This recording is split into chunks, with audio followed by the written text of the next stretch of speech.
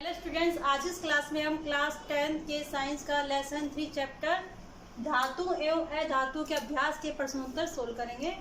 तो इसमें देखते हैं फर्स्ट क्वेश्चन हमारा। फर्स्ट क्वेश्चन है, निम्न में से कौन सा युगल विस्थापन अभिक्रिया प्रदर्शित करता है। इसमें चार ऑप्शन दे रखे हैं हमें। फर्स्ट है NaCl विलयन एवं कॉपर धातु। फर्स्ट में क्या है, NaCl में विलयन दिया गया है और कॉपर धातु ली गई है। नेक्स्ट सेकंड हमारा MgCl2 विलयन मैग्नीशियम क्लोराइड का विलयन है और एल्यूमिनियम धातु इसके साथ में दी गई है। तीसरा है FeSO4 विलयन एवं सिल्वर धातु, फेरस सल्फेट का विलयन दिया गया है और इसमें सिल्वर धातु साथ में है। इसमें विलयन किसका AgNO3 सिल्वर नाइट्रेट का विलयन है हमारे पास और कॉपर धातु ली गई है। उसमें कौन सा युगल विस्थापन अभिक्रिया प्रदर्शित करेगा। तो बेटा विस्थापन अभिक्रिया प्रदर्शित करने के लिए विस्थापन अभिक्रिया से कोई भी रिलेटेड क्वेश्चन हो उसमें एक बात ध्यान रखनी है, सक्रियताशीलता श्रेणी। जो क्रियाशीलता श्रेणी है उसके अंदर क्या होता है, जो धातु होती है वो अपनी क्रियाशीलता के आधार पर व्यवस्थित होती हैं। जो अधिक क्रियाशील धातु है वो ऊपर की तरफ, जो कम क्रियाशील धातु वो उसके नीचे की तरफ व्यवस्थित है। अगर हमें सक्रियता श्रेणी अच्छे से याद है तो हम इस प्रकार का कोई भी क्वेश्चन है उसको इजीली से कर सकते हैं। हमें कंफ्यूज नहीं होना पड़ेगा इसमें ये आएगा ये आएगा या ये आएगा। इसका हम विद प्रूफ के साथ आंसर दे सकते हैं कि इसमें ये वाला आंसर ही राइट होगा। तो इसके अंदर आंसर कौन सा राइट है, इसमें आंसर है डी वाला। AgNO3 विलयन के अंदर कॉपर धातु होती है, इसमें कॉपर होती है AgNO3 विलयन से Ag को रिप्लेस कर देती है। इसको हम इस प्रकार से लिखेंगे AgNO3 प्लस Cu, क्या बनेगा CuNO3 plus Ag, copper nitrate.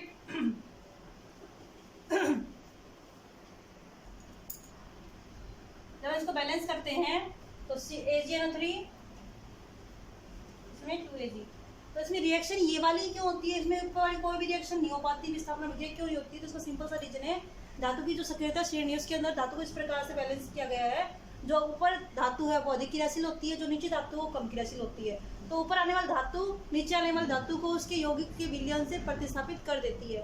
तो जब हम इस विलयन के अंदर देखते हैं तो इसमें फर्स्ट है Na, जो सोडियम धातु है, कॉपर धातु है। तो सोडियम धातु ऊपर की तरफ है, कॉपर कहाँ है, नीचे की तरफ है। तो कॉपर उसको विलयन से विस्थापित नहीं कर सकती है। इसी प्रकार दूसरा मैग्नीशियम क्लोराइड और एल्यूमिनियम धातु, मैग्नीशियम ऊपर है, एल्यूमिनियम नीचे है, तो एल्यूमिनियम मैग्नीशियम को प्रतिस्थापित नहीं कर सकती है। नेक्स्ट है FeSO4 और सिल्वर धातु।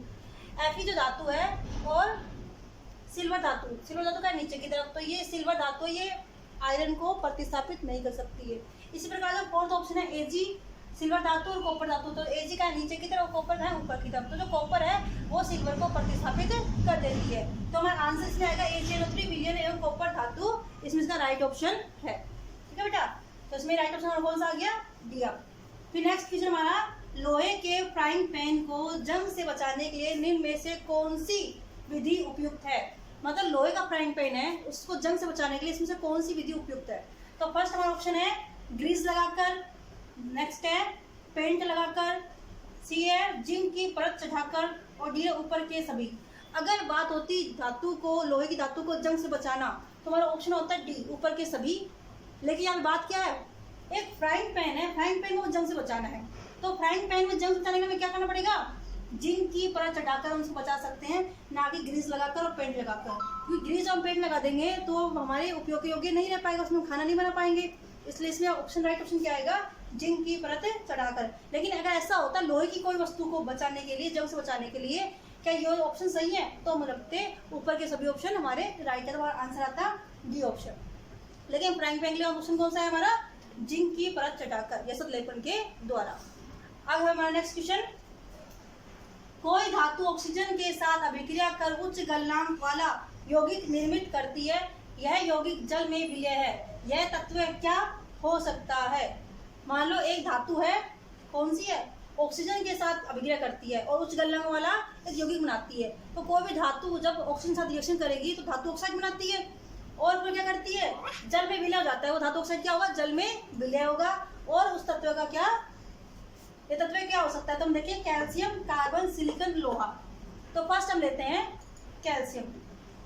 कैल्शियम क्या होता है, जब रिएक्शन करता है ऑक्सीजन से तो क्या बनाएगा, कैल्शियम ऑक्साइड बनाता है। और कैल्शियम ऑक्साइड जब वाटर से रिएक्शन करेंगे तो कैल्शियम हाइड्रोक्साइड बनाता है, जो कि जल में घुलनशील है। इसी प्रकार से कार्बन क्या करता है, जल, कार्बन क्या ऑक्सीजन से रिएक्शन करेगा और CO2 बनाएगा, जो कि जल में कैसी है, कम घुलनशील है या फिर ना के बराबर है। फिर सिलिकॉन, सिलिकॉन क्या होता है, ऐसा ही सिलिकॉन होता है, ये जल से पहले ऑक्सीजन से रिएक्शन करेगा, सिलिकॉन ऑक्साइड बनाएगा, जो वाटर में क्या है, जल में क्या है, अघुलनशील होता है। इसी प्रकार लोहा, लोहा जब ऑक्सीजन से रिएक्शन करेगा तो क्या बनाएगा, फेरस ऑक्साइड बनाएगा, जंग बनाएगा, और जंग क्या करता है, जल पानी के अंदर नहीं घुलता है। तो इसका राइट ऑप्शन हमारा क्या आएगा, इसका राइट ऑप्शन आएगा हमारा ए, कैल्शियम है। कैल्शियम है वो जल ऑक्सीजन से रिएक्शन करेगा, कैल्शियम ऑक्साइड बनाएगा, कैल्शियम ऑक्साइड क्या करेगा, फिर से जल से रिएक्शन करेगा, जल में घोलेंगे इसको तो कैल्शियम हाइड्रोक्साइड की फॉर्मेशन होती है। तो हमारा राइट आंसर कौन सा है, कैल्शियम। अब देखते हैं नेक्स्ट क्वेश्चन नंबर 4। तो बेटा क्वेश्चन हमारा 4 है, खाद्य पदार्थ के डिब्बों पर टिन की बजाय जिंक की बजाय टिन का लेप होता है, क्यों। यहाँ पे जिंक का लेप नहीं करते, जैसे टिन का लेप करते हैं, क्यों करते हैं, तो उसका ऑप्शन हमारे पास है, टिन की अपेक्षा जिंक महंगा है, जिंक महंगा होने के कारण नहीं करते, नहीं। टिन की अपेक्षा जिंक का गलनांक अधिक होता है, ये भी रीजन नहीं है। टिन की अपेक्षा जिंक अधिक अभिक्रियाशील है, या टिन की अपेक्षा जिंक कम क्रियाशील है। तो बेटा जिंक अधिक क्रियाशील होता है, टिन की अपेक्षा जिंक होता है वो अधिक क्रियाशील होता है, जिसके कारण खाद्य पदार्थों के डिब्बों पर जिंक की बजाय टिन का लेप होता है। टिन क्या होता है, कम क्रियाशील होता है, और जो खाद्य पदार्थ होते हैं उनसे रिएक्शन नहीं करता है, इसलिए हमारे खाद्य पदार्थ खराब नहीं होते हैं। जबकि जिंक क्या होता है, वो अधिक क्रियाशील होता है, जिंक क्या होता है, अधिक क्रियाशील होता है। और कंपेयर करें तो जिंक टिन की अपेक्षा अधिक क्रियाशील होता है, इसके कारण खाद्य पदार्थों के डिब्बों पर हम जिंक का लेप नहीं करते हैं, हम टिन का लेप करते हैं। तो हमारा ऑप्शन आएगा सी। अब क्वेश्चन नंबर 5, आपको एक हथौड़ा, बैटरी, बल्ब, तार एवं स्विच दिया गया है। इसका उपयोग कर धातुओं एवं अधातुओं के नमूनों के बीच आप किस प्रकार से भेद कर सकते हैं। आपको दो चीज दी गई हैं, एक धातु और धातु, इन दोनों को भेद करने के लिए आपको क्या क्या दिया गया है, हथौड़ा, बैटरी, बल्ब, तार और स्विच। हथौड़े से हम क्या कर सकते हैं, हथौड़े से हम धातु या धातु पर हम चोट कर सकते हैं, और आपको पता है कि धातुओं के अंदर आघात वर्ध्यता का गुण पाया जाता है, जिसके द्वारा हम धातु को पीट पीट कर चद्दर के रूप में बदल सकते हैं। और जैसे हम अधातु पर हथौड़े से चोट करेंगे तो टूटकर बिखर जाएगी, तो उसमें पता चल जाता है कि कौन सी वस्तु धातु और कौन सी अधातु है। तो हम अधातु और धातु के अंदर विभेद कर सकते हैं, हथौड़े से उसको चोट करेंगे, जैसे चोट करेंगे अगर धातु होगी तो शीट के रूप में बदल जाएगी, और अधातु होगी तो टुकड़े में टूट जाएगी। सेकंड ऑप्शन कौन सा है हमारे पास, बैटरी, बल्ब, तार और स्विच। इस प्रकार से हम एक बैटरी है, ये तार है, ये स्विच है और ये बल्ब, ठीक है। तो जैसे हम अधातु या धातु को यहाँ पर हम लगाते हैं, इसके बीच में अगर हमने यहाँ पे धातु या धातु कुछ भी लगाई है, अगर धातु लगाते हैं तो परिपथ पूरा हो जाएगा और बल्ब जलना शुरू हो जाएगा, तो हमें पता चल जाएगा कि वस्तु धातु है। और अगर अधातु लगाते हैं तो बल्ब नहीं जलेगा, तो ये बल्ब नहीं जलता है, तो पता चल जाएगा कि धातु, ये वस्तु क्या है, अधातु है। तो इस प्रकार से हम अधातु धातु को इन वस्तुओं की सहायता से पहचान सकते हैं। तो यही आंसर हमें इसके अंदर लिखना है। तो हम देखते हैं क्या,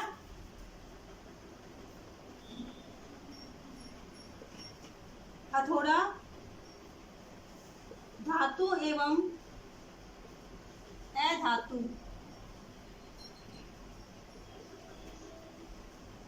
में विभेद, इसको मैं बता देती हूँ यहाँ से,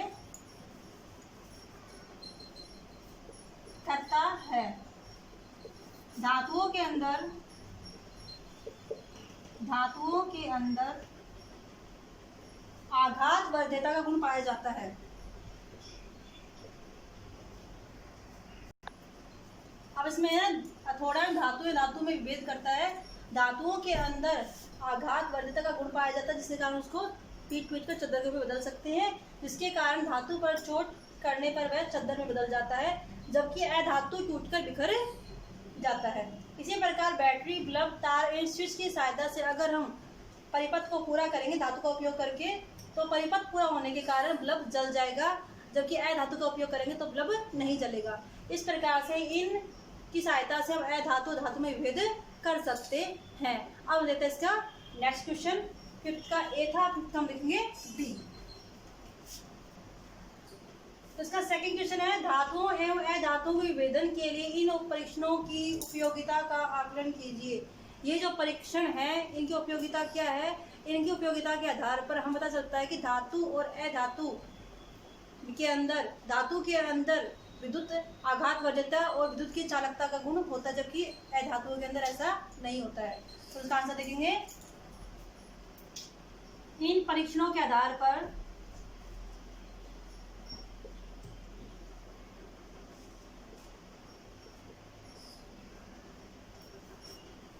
हम कह सकते हैं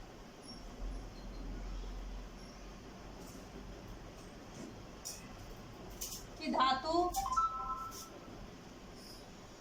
विद्युत की सुचालक एवं आघात वर्धित होती हैं।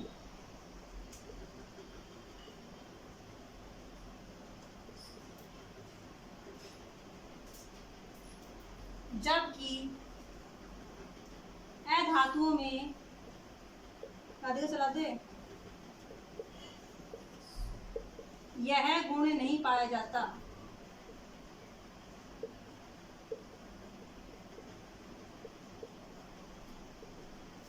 देखो बेटा,